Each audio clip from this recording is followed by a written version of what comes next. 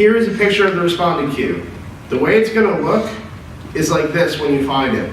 So it's kind of hard to find on the side tab over here. So what you do is kind of Control F or Command F, depending on what computer you're using. This is why you want a desktop dashboard. This is why you want a desktop dashboard. So what you're going to do is you're going to search responded and then click it. And then once it pops up, you run the report and then it'll bring all the tickets down. Now, this I would say is your most important ticket tab. This is the stuff that is most recent, no matter what office it is.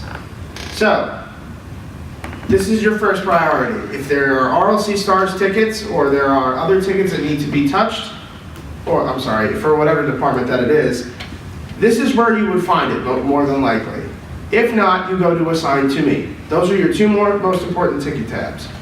Now, your last ticket tab, which Rich and I find extremely beneficial, which we keep reiterating, I feel like almost every week while new people are coming in, is the ITS Escalation Checklist tab. So, like we had showed you before, if you go to the top left corner of TD, there is a drawer full of stuff you can use. Your two best, I would say at least, are the knowledge base, articles, and the ITS Escalation Checklist.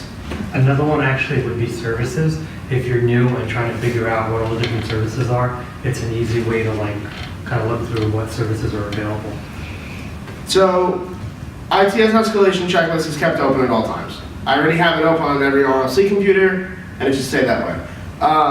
So what you're going to do is you're going to open this checklist from the drawer, and you are going to keep it open for the entire time that you are at work. Because this is what gives you guidance when you get a phone call. This is the tab that should be up when that phone call comes through. Because you should be asking them, can I have your full name? What is the building and room number? What is the service that they need done? When does it need to be done by? And how high of a priority is the issue? Like you said, we explained that already. That's public safety or classroom is the only thing that's high.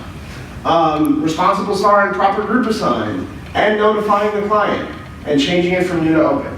So these are all of the things that you have to do when that phone rings. When that phone rings, this is all the information that needs to get taken. So without it, we can't move forward as a part of ITS and help them solve the issue without having all the proper information. But once we do, things are quick and painless. We have a very, very knowledgeable staff. So once we have everything communicated correctly, we will run into way less issues. So kind of nipping that in the bud, this will be open at all times so that you guys can get every piece of information that you need. So, anybody have questions about the 4 tabs that would be open? And I will check. Anybody want to tell us what the 4 tabs are? Oh yeah, we did ask this yesterday. Forgot. Can anybody tell us what the 4 tabs are? Or at least one? You have tickets, then you have assigned to me, then you have responded, then you have the escalation checklist. There's 4. Okay, everybody hear that? What were the first 2? First 2 is new tickets. Second is assigned to me. Third is responded.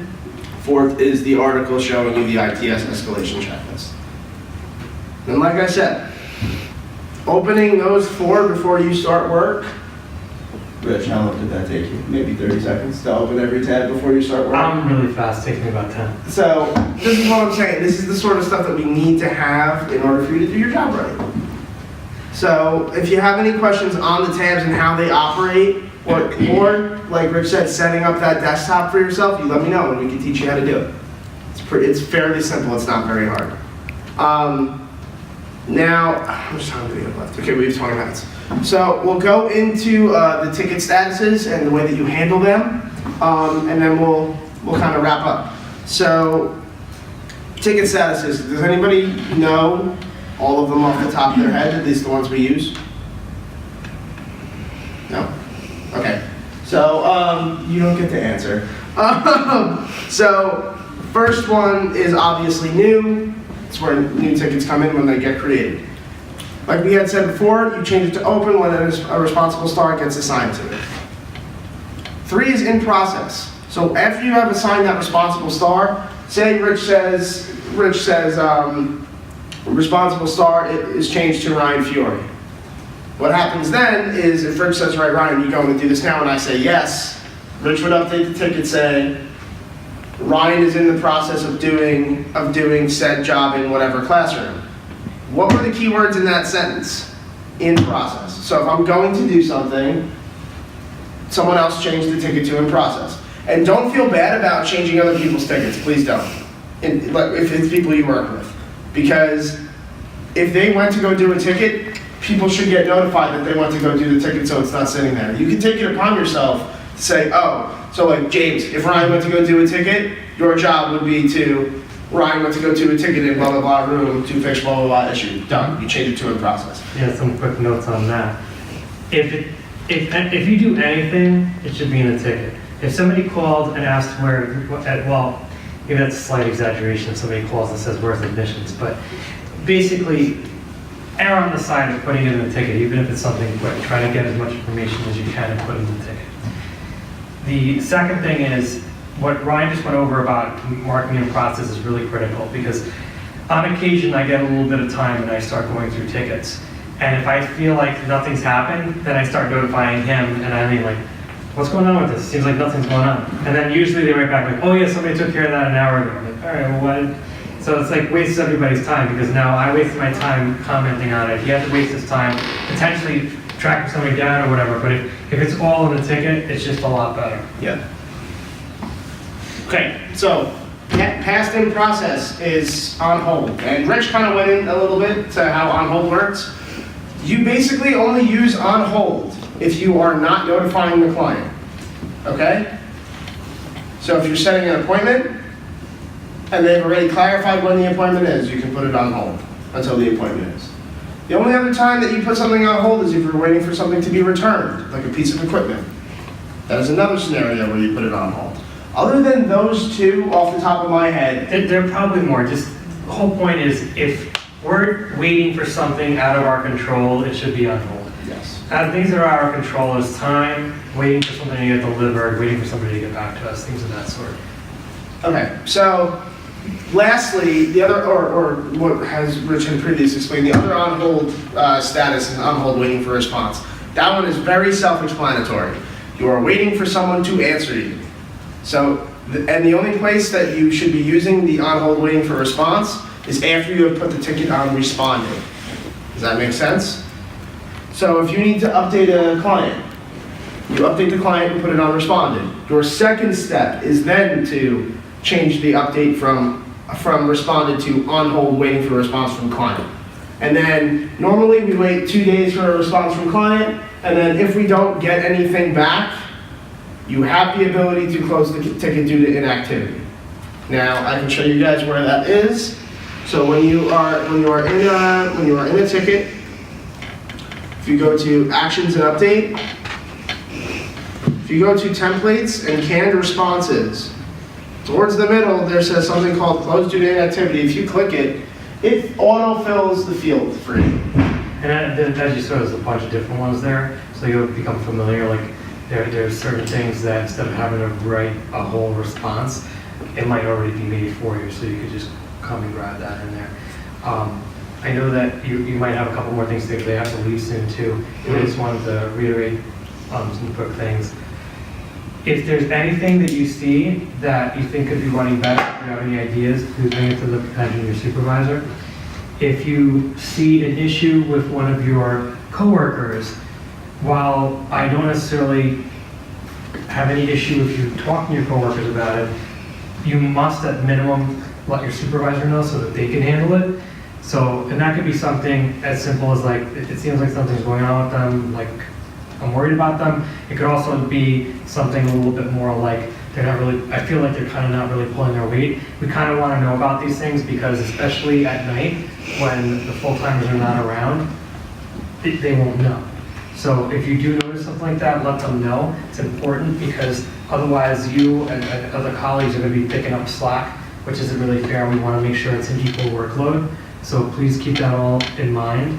There's nothing bad about that. Try to get any negative stigma about that gone. It's also confidential, so if you tell them, you're not going to go and say, oh, so-and-so said this happened.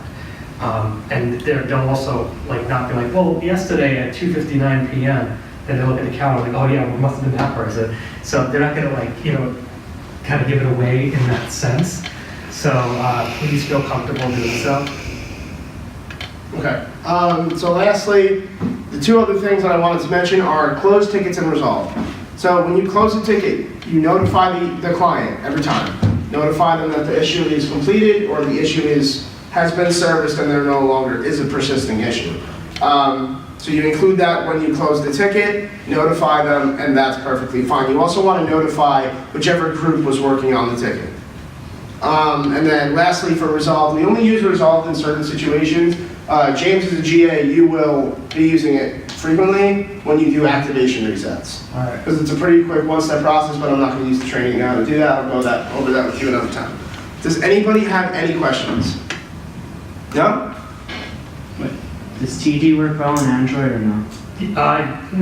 So there's a mobile version and the full-blown version. The mobile version's a bit crippled. In fact, I'm on a lot of the committees with TD, and they just asked a question last week about, oh, we're thinking about doing mobile stuff. What do you guys want? And then like that whole forum exploded. But you can get to the full feature version, but it's a little bit hard because it's really more designed for desktop. But the short answer, yes, it works. The long answer is not ideal, but you can make it work, kind of. It's easier on a computer. So, I'm looking at like the ops tickets, and you just assigned one, I think it was today, for the converting the VGA to HDMI.